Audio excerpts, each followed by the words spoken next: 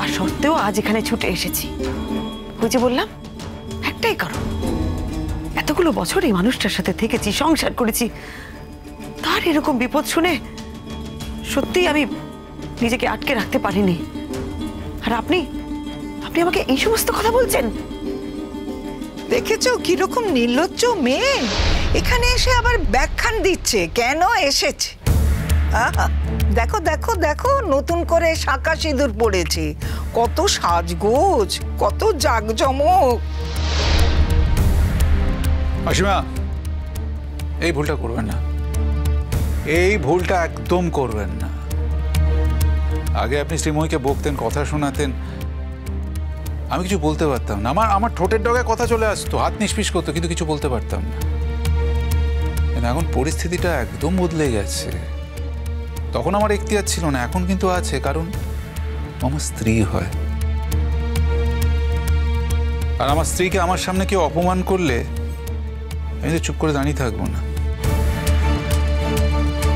দেখুন, আপনি বয়োজ্যেষ্ঠ, আমি এমন কিছু করতে চাই না যেটা আপনার পক্ষে অসম্মানজনক হবে। তাই বাড়িতে একটা ক্রাইসিস হয়েছে, আগে সেটাকে সলভ করুন। হ্যাঁ, দেখেছো দেখেছো তোমরা, দেখো দেখো, আমাকে ভয় দেখাচ্ছে গো, আমাকে ভয় দেখাচ্ছে। তুমি বা কিরকম মেয়ে শ্রীময়ী, সাজগজ করে আবার আমাদেরকে দেখাতে এসছো? ছি, আপনাদের তো আমি অনেক কিছু দেখাতে চেয়েছিলাম। 26-27 বছর এই বাড়িতেই থাকতাম, তখন আপনারা কিছু দেখেছেন কি, নাকি আপনারা কিচ্ছু দেখেননি? মজার ব্যাপার হলো যে আপনারা আমাকেও সান্ত্বনা দিয়েছেন, আবার জুনকেও সান্ত্বনা দিয়েছেন, আবার কেউ কেউ তো আমাদের দুজনকে একেবারে প্রতিযোগিতায় লড়িয়ে দিয়েছেন। যাক, সব কথা বাদ দিন। আমি কোনো অন্যায়ও করিনি, কোনো পাপ করিনি। যা করেছি সততার থেকে করেছি। সেই জন্য আজ আপনাদের সামনে আসতে আমার একটুও কুণ্ঠাবোধ হয়নি। আর আমি না আপনাদের আমার জীবনে ওই নীতি পুলিশি করবার জন্য ডেকে পাঠাইনি। বেশি কথা বলো না। রোহিত সেনের অনেক ক্ষমতা, আমাদের সবাইকেই জেলে পুরে দিতে পারে। ছুঁচো মেরে হাত গন্ধ করি না। আপনাদের মতো পরজীবী আগাছা ছিল, আছে, থাকবে। সেগুলোকে কেটে ফেলার দায়িত্ব মালির, বাগানের মালিকের নয়। আপনারা তখন দাঁড়িয়ে এখানে কি করছিলেন শুনি? মজা দেখছিলেন, নাটক দেখছিলেন? কিছু করেছেন? কোনো অ্যারেঞ্জমেন্ট করেছেন? কিচ্ছু তো করেননি। মজা দেখতে এসছেন, যান না, বাড়ি যান। বাড়িতে যান, ক্লিয়ার করুন, ভিড় হয়ে গেছে, ফাঁকা করুন জায়গাটা, যান। দেখেছো মাসিমা, তোমার বৌমার নতুন স্বামী আমাদেরকে চলে যেতে বলছে। তাহলে কিন্তু আমাদের আর কিচ্ছু করবার নেই। ওদের কথা শুনছো কেন? আমার তো মনে হচ্ছে এদের দুজনকে না ঘাড় ধাক্কা দিয়ে বাড়ি থেকে বার করে দিই।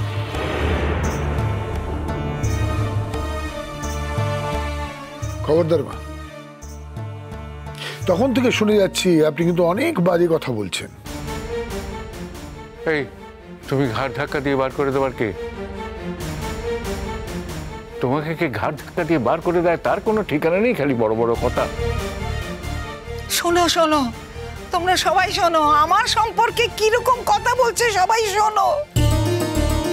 তোমার যদি ছেলের জন্য সত্যি কষ্ট হতো তাহলে তুমি ছেলের দিকেই মন দিতে, এইসব আচার আচরণের দিকে মন দিতে না। আমি তোমাকে বারণ করেছিলাম এখানে আসতে। আমি তো খুব ভালো করে জানি এরা কি করতে পারে, কি বলতে পারে। শ্রীময়ী, আমার কিচ্ছু এসে যায় না। আমি দেনাদের মুখ দেখতে আসিনি। অনিন্দ একটা বিপদে পড়েছে, আমি সাহায্য করতে এসেছি যতটুকু আমি পারি। আচ্ছা, তাই বুঝি? তো কেন এসেছেন শেষ দেখাটা দেখতে?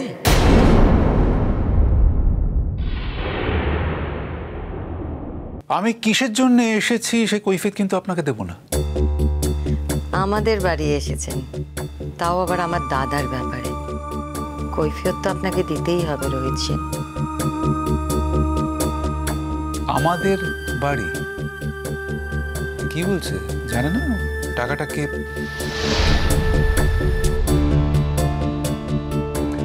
যাকে আগে আপনি বলুন তো, আপনি কি করেছেন আপনার দাদার জন্য সেটা বলুন, তারপর আমি আমার উত্তরটা দিচ্ছি। এতক্ষণ তো সঙ্গের মতো দাঁড়িয়ে আছে। আমরা যখন ওখানে খবরটা পেয়েছি, এখানে এসেছি, তার মধ্যে কতটা সময় ব্যয় হয়েছে। উনি তো এখানেই পড়ে আছেন, হসপিটালে শিফট করতে পেরেছেন কি? অবশ্য দাদার কি হলো সেটাতে বোধহয় আপনি খুব একটা কনসার্ন নন।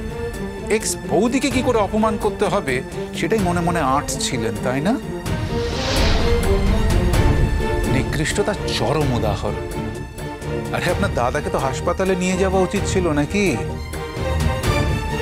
সেটা আমি আপনার কাছ থেকে শিখবো না। হ্যাঁ, শিখতে হবে, শিখতে হবে পিসিমণি। আমার মনে হয় প্রত্যেক মানুষের থেকে কিছু না কিছু শেখার থাকে। তুমি তো অনেক আগে এখানে এসেছিলে, আমাদের ফোন করোনি কেন? নিজের ইগো হার্ট হবে বলে? আর তুমি তো কোনো ব্যবস্থাও নাওনি, কোনো তো ব্যবস্থা নিতে পারতে। আমি ব্যবস্থা করেছি কি করিনি সেটা তুই জানিস যে তুই কথা বলছিস?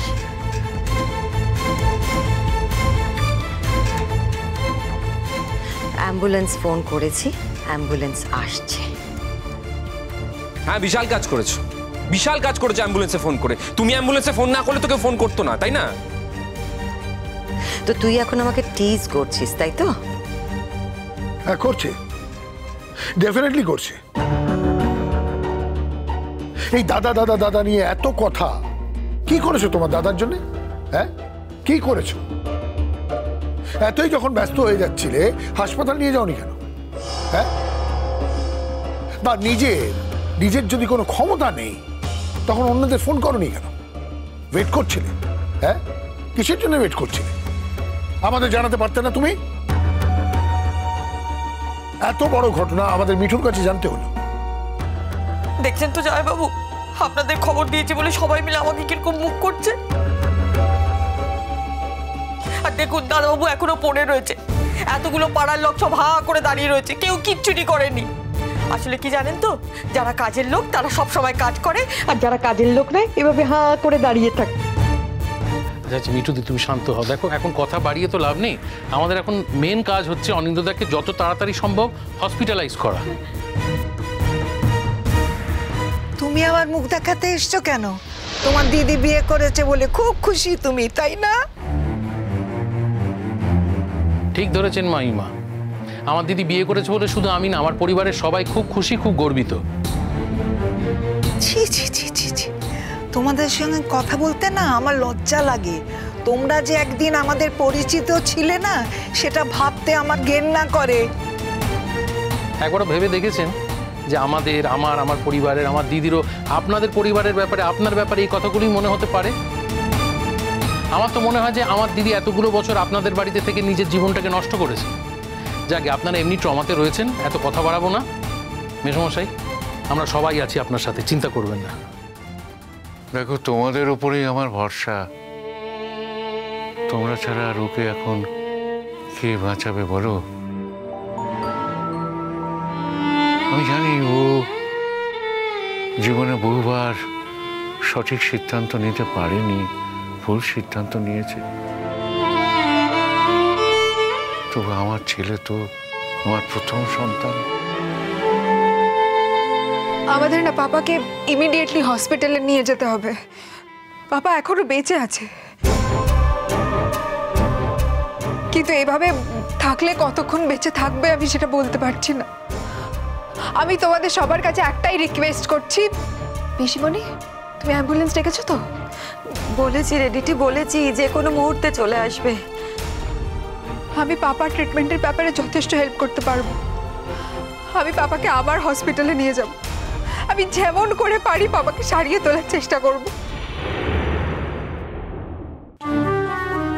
আমি হাত জোর করে তোমাদের কাছে রিকোয়েস্ট করছি, তোমরা এখান থেকে চলে যাও।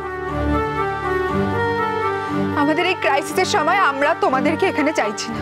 প্লিজ এখান থেকে চলে যাও তোমরা। আমরা কিন্তু এখানে থাকতে আসিনি দিঠি। আজকে আমার জীবনে বিশেষ একটা দিন, সবচেয়ে গুরুত্বপূর্ণ দিন। আমি সেসব ছেড়ে এখানে এসেছি শুধুমাত্র অনিন্দ্য ক্রাইসিস হয়েছে বলে। অনিন্দ্যর যে অবস্থা, ওকে এমন একটা হাসপাতালে শিফট করা উচিত যেখানে সব রকম ফেসিলিটি আছে। শুধুমাত্র নিজের ইগো স্যাটিসফাই করার জন্য ওকে কিন্তু কোনো ছোটখাটো হাসপাতালে নিয়ে যেও না। ওর সাথে কথা বলুন না রোহিত আঙ্কেল। আমিও কিন্তু পাপার ছেলে, যেখানে পাপার বেস্ট ট্রিটমেন্ট হবে আমি সেখানে পাপাকে ভর্তি করব। ওর একা সিদ্ধান্তে কিছু হবে না। সারা জীবন ধরে পাপাকে টর্চার করে কষ্ট দিয়ে এখন বেস্ট জায়গায় নিয়ে যাওয়ার কথা বলছিস। দিঠি, কি কষ্ট দিয়েছে ও তোমার পাপাকে? কি কষ্ট দিয়েছে? কথা যখন উঠলো তখন কথার উত্তরটাও দাও। তোমার কথা শুনে মনে হচ্ছে যেন আমরা সবাইও তোমার পাপাকে টর্চার করেছি। কি কষ্ট দিয়েছি তোমার পাপাকে? তোমরা কদিন এসেছো গো বৌদি ভাই?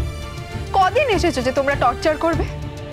টর্চার তো করেছে তার নিজের স্ত্রী, তার ছেলে মেয়েরা। এই যে ছোটদা ভাই, বাবা কম চেষ্টা করেছে এই ছোটদা ভাইকে মানুষ করে তোলার? কোনোদিন লেখাপড়ায় মন দেয়নি, কোনোদিন মন দেয়নি। বাবা কিন্তু কোনো কার্পণ্য করেননি। বাবা পর্দা ভাইকে যেভাবে পড়িয়েছে সেভাবে ওকেও পড়ানোর চেষ্টা করেছে, কত চেষ্টা করেছে। কোনোদিন পড়াশোনায় মন দেয়। সারা জীবন শুধু গান গেয়ে গেছে, সারা জীবন। বাবার অনেক দুঃখ ছিল তার জন্য, আর সেই দুঃখটা টর্চারের পর্যায়ে পৌঁছে গেছিল। আর চিরকাল সেটাকে ধুনো দিয়ে গেছে আমার মা, আমার মহিয়সী মা।